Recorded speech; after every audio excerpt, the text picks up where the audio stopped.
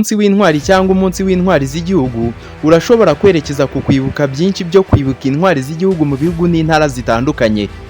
Bikunzwe gukorwa ku munsi w'amavuko y'intwari y'igihugu cyangwa intwari cyangwa isabukuru ibikorwa byabo bikomeye byabagize intwari. Nitwa Nizeyimana Private. Tariki ya mbere Gashyantare buri mwaka u Rwanda rwizihiza umunsi w'intwari z'igihugu. Muri uyu mwaka umunsi w'intwari z'igihugu urizihizwa kuri iyi tariki ya mbere Gashyantare, ufite insanganyamatsiko igira iti ubutwari mu banyarwanda, agaciro kacu.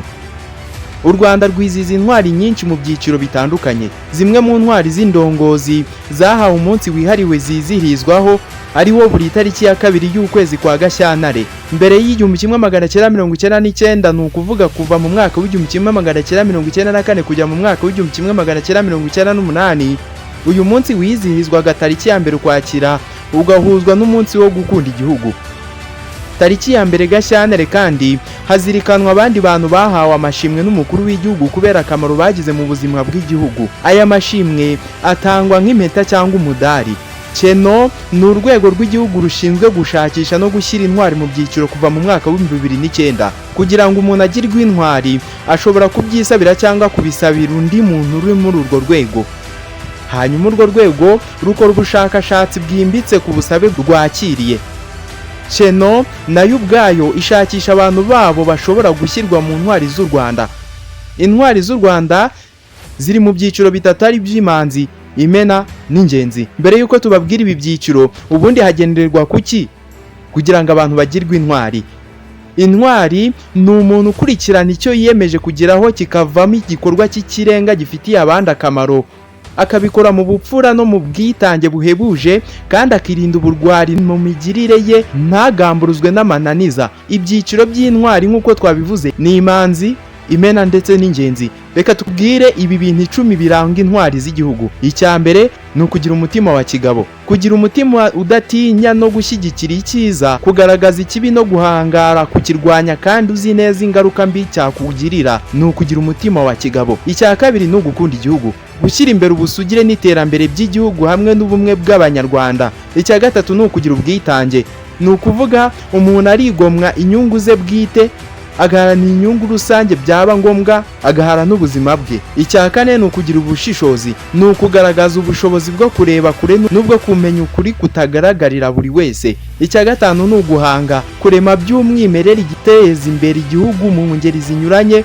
nko muri politike, mu buyobozi, mu muco, mu bukungu no mu mibanire. Icya gatandatu ni ukugira ubwamamare mu butwari, kurangwa n'ibikorwa by'ubutwari bizwi kandi bishimwa na benshi. Icya karindwi ni ukuba intangarugero, kurangwa n'ibikorwa bihebuje bibera abandi urugero rwiza. Kuba umunyakuri. Icya munani ni ukuba umunyakuri. Kuba umunyakuri ni ukurangwa n'ukuri kandi ukaguharanira, ntutinye no kuba wakuzira. Icya cyenda ni ukugira ubupfura, kugira umuco mu myifatire, mu mibanire no mu mikorere. Icya nyuma ni ukugira ubumuntu, ni ukurangwa n'umutima ukunda abantu ku buryo buhebuje aho kubarutisha abandi bantu. Intwari igira umutima ukomeye ndikamwa n'amananiza. Umutima ukomeye ndikamwa n'amananiza. Intwari irangwa no kugira ubushishozi igakunda igihugu. Igira ubushishozi igakunda igihugu. Ubupfura n'ubumuntu butanga urugero nibyo intwari iharanira.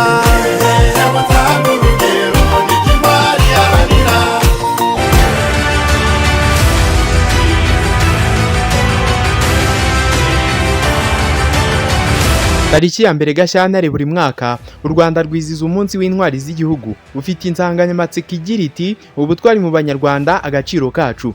Intwari z'u Rwanda ziri mu byiciro bitatu ari byo imanzi, imena ndetse n'ingenzi. Imanzi ni icyiciro cy'intwari zitakiriho. Ni intwari zakoze ibikorwa by'indashyikirwa byo kwitangira igihugu kugeza aho zitanga n'ubuzima bwazo. Iki cyiciro kirimo intwari ebyiri arizo Gisa Fred Rwigema n'umusirikare utazwi, ingabo itazwi izina. Ingabo itazwi izina yatoranyijwe mu zindi ngabo zemeye guhara ubuzima bwazo kandi zitabashije kumenyekana ku buryo bwihariye. Ingabo itazwi izina ihagarara ingabo zose z'u Rwanda zaguye ku rugamba cyangwa zashoboraga kurugwamo mu gihe cyahise, icy'ubu ngubu ndetse n'ikizaza zirwanira igihugu. Imva y'ingabo itazwi izina ni ikimenyetso cyo guha icyubahiro gihebuje abana b'u Rwanda bitanze baharanira guhanga no kwagura u Rwanda, ubwigenge, ndetse n'ubusugire bwarwo. Majoro General Rwigema yavukiye mu murenge wa Nyamiyaga mu karere ka Kamonyi mu ntara y'Amajyepfo ku itariki 10 Mata 1957.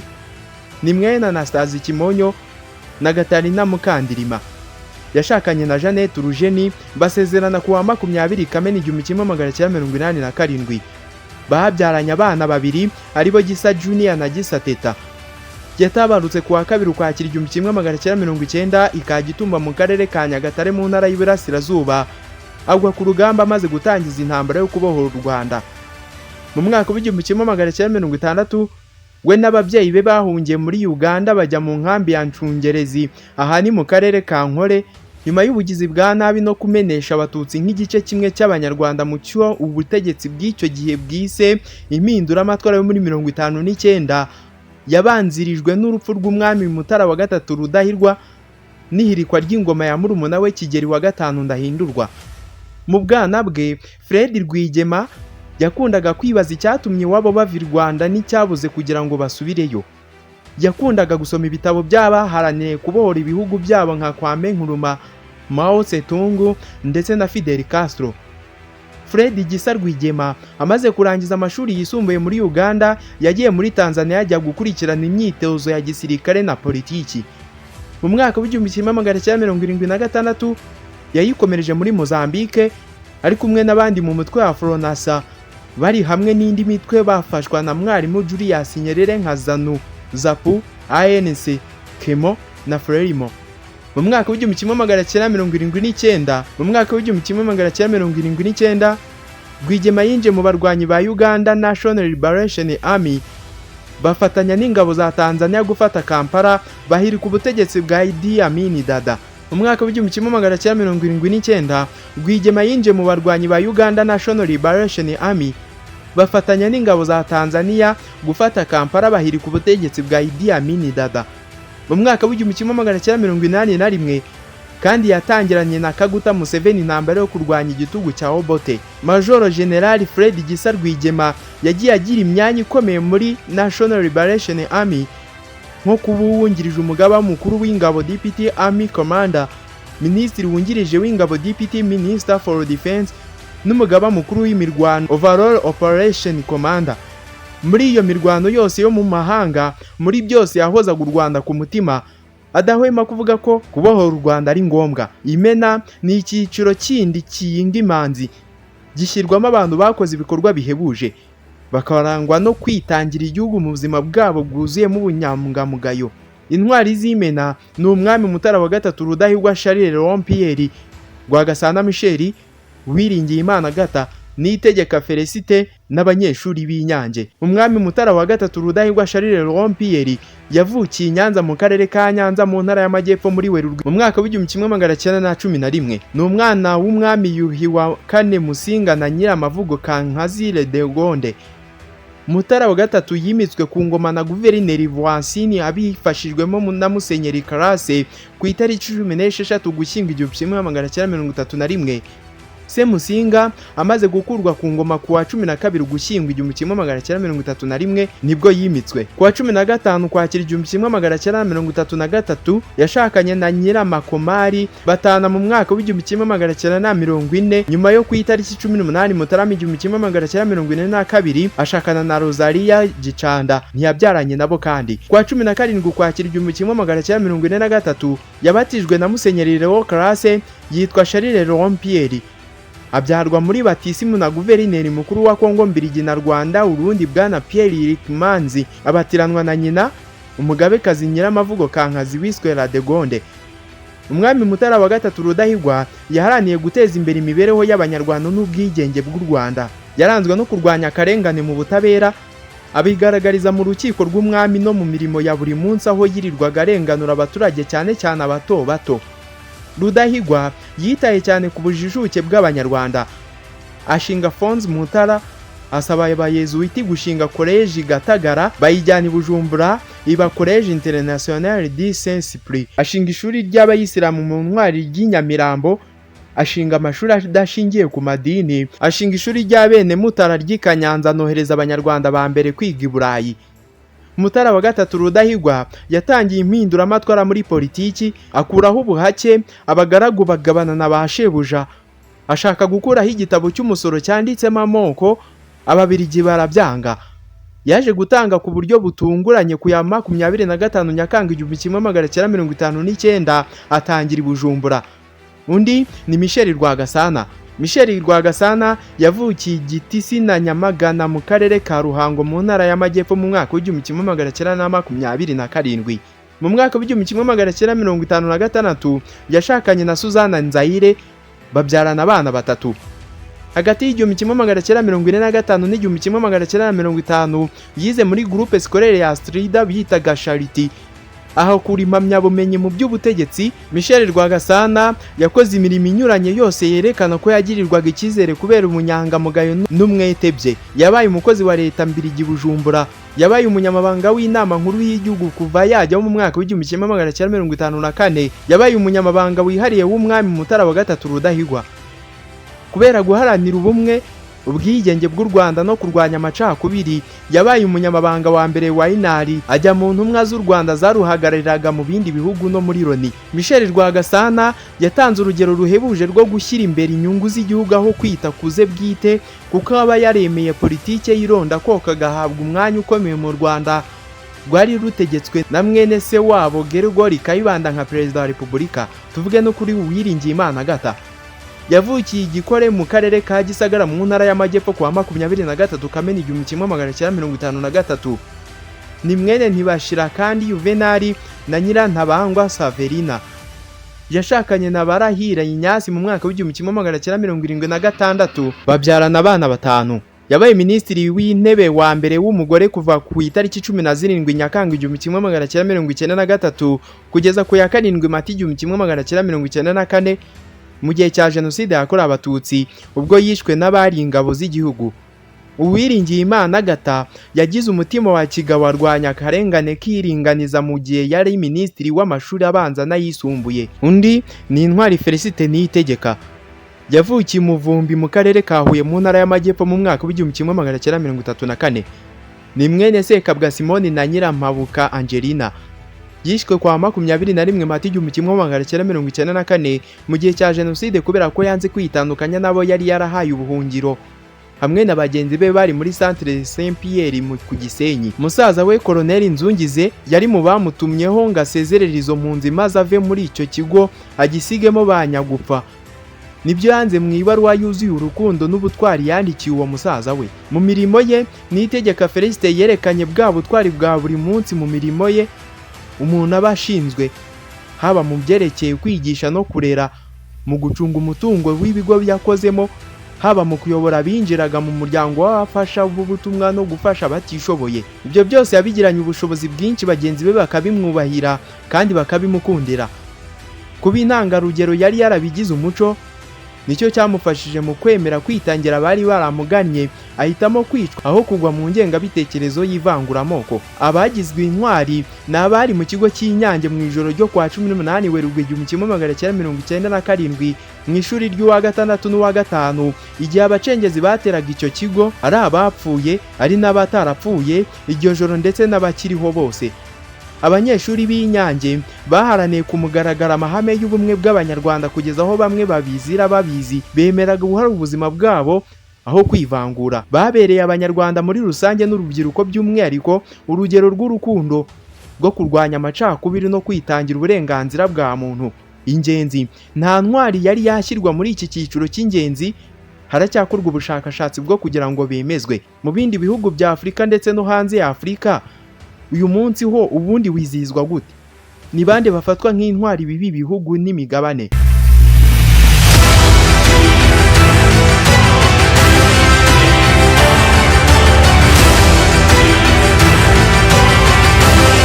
Umunsi w'intwari cyangwa umunsi w'intwari z'igihugu urashobora kwerekeza ku kwibuka byinshi byo kwibuka intwari z'igihugu mu bihugu n'intara zitandukanye nk'uko twabibabwiye.